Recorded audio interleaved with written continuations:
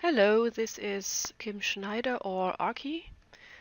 I want to show you in this short video tutorial how you work with the Striga Ensemble outfit and how you prepare it for a dForce cloth simulation. First, what you'll need, of course, is your Genesis figure. In this case, I'm working with Genesis 3, but that doesn't make any difference when you're working with number 8. So here she is in our scene. Next thing you will have to do is go to the clothing, Arki, Striga folder and load this preset here, Striga full simulation ready. This other preset here is designed to work with those RSA pose presets in here. But on this tutorial we are going to focus on the simulation ready one. Just double click this with your Genesis figure selected and it will load your outfit pieces in here with all the parts pre-morphed and ready for dForce simulation, with dForce modifiers already set up for the oversleeves, for the shoulder drapes and for the skirt. The next thing you will need is your animation timeline. Go to your Windows, Panes, and then to Timeline. You can dock this if you want, but I prefer to leave this undocked in here. Since I'm going to do a simulation which starts with this default T-pose, and I already have all my clothing assets in the correct position with the correct morphs loaded, I will add a keyframe here on frame 0. By clicking on this plus icon below. That will just prompt Studio to memorize all the values I have in this scene in this very frame. Now I'm going to scrub forward to frame number 10 and I'm going to select a pose which was created to work for this Striga outfit. I would say I'm choosing ST looking back, your poses Striga folder. Okay, so now in frame number 10 we have this pose applied to Genesis, but you see there is a lot of clipping going on here between the sleeves and the skirt and the corset and everything, but the dForce simulation of course will take care of that. Now we will add a second keyframe here. Again, click on the plus. And now when you're moving back and forth through your timeline, you will see that your Genesis and the outfit parts are simulating. Now the normal range of a simulation is 31 frames. I'm going to add 10 more, so I'm adding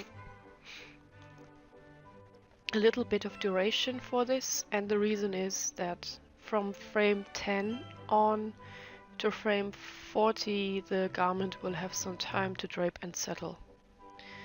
Now there's just one thing needed that's still missing. There's no floor plane with which the pieces can collide. This grid here is just a visual guide, but it's not a true object that can be used in a simulation. But you can get one right up here. Go to Create, New Primitive, and select the plane. I choose size 3 and divisions. That's a bit high up from my last experiment. I would say 20. Divisions just means, I can show you here, that's how many polygons are in this plane, how many polygons make up this ground plane we are using. Okay, so that's more or less everything. What you need now is, again under Window, Panes, the simulation settings here.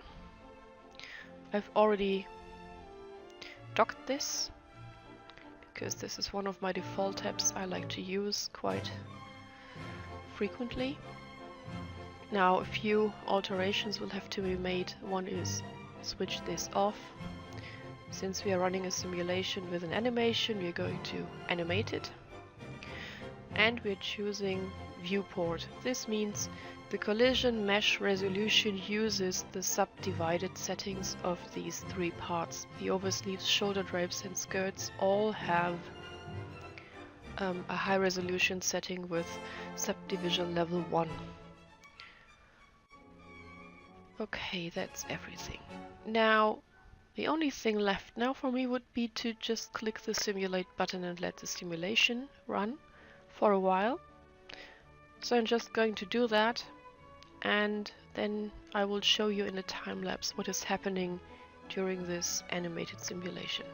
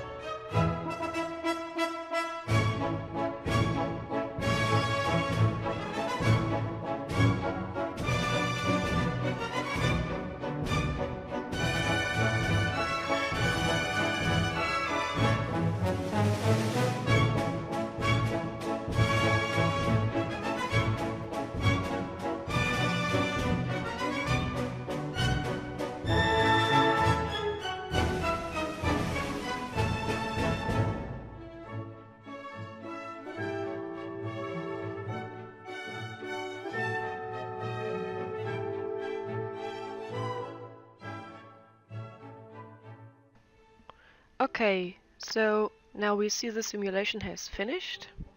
It's looking, yeah, quite okay. There are a few areas here we are going to take care of in a few moments, but first I want to show you the advantage of doing a dForce simulation with an animation, because now with all the 40 frames covered after setting our second key pose here, we can choose the frame that offers the most attractive drape. So if you want some more dynamic in here through her turn in the movement, you can choose this one or even go further back. If you want it more settled and draped, you can move to a frame towards the end. So I'm going to move this to the side here, and talking about the clipping and pokes you saw here, I have built in a few morphs to work with this problem. One of them can be found under morphs adjustments. It's called adjust over shoulders. Dial that in a little bit and then use this expand all morph. Now you notice there is some clipping going on between the drapes and this color here. So I'm going to use the similar morphs here in this color piece to counter that. So now you have, I think, a nice and attractive basic simulation for your renders. You will have to delete the plane, of course. I'm going to just hide this in this case.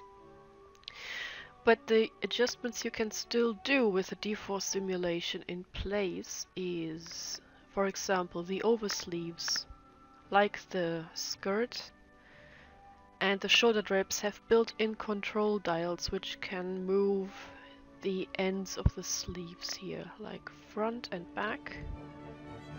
I'm just going to use this a little bit, so, or twist them. So you get the basic idea what you can do with them. So these will not influence your drape morphs, they will just allow you to move these parts separately. The shoulder drapes have the similar control morphs, which let you move the two back drape parts here. So you can move this back and forth a little bit, or to the side, or twist them. So whatever you choose. So This is basic dForce simulation to get you started with your own creations. One more word though, when you want to use a different body shape than this one of the default Genesis 3 or Genesis 8, you will have to dial that in at frame 10 and mark that as a keyframe as well by clicking on this plus key icon down here, because then during the dForce simulation this new shape will be considered and the collisions will be calculated appropriately.